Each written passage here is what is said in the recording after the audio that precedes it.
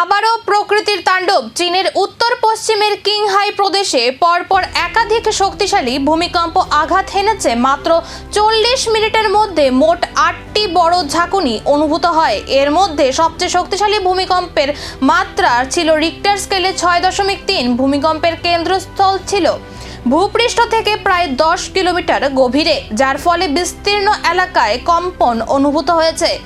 ঘটনার পরই প্রশাসন জরুরি সতর্কতা জারি করেছে। ক্ষয়ক্ষতির পূর্ণাঙ্গ হিসাব এখনো প্রকাশ না হলেও পরিস্থিতির উপর নজর রাখছে উদ্ধারকারী ও দুর্যোগ মোকাবেলা সংস্থাগুলি। ভূমিকম্পের পর এলাকা জুড়ে আতঙ্কের পরিবেশ তৈরি হয়েছে। স্থানীয় বাসিন্দাদের নিরাপদ স্থানে থাকার নির্দেশ দেওয়া হয়েছে এবং আফটার শকের সম্ভাবনাও উড়িয়ে দেওয়া হচ্ছে না।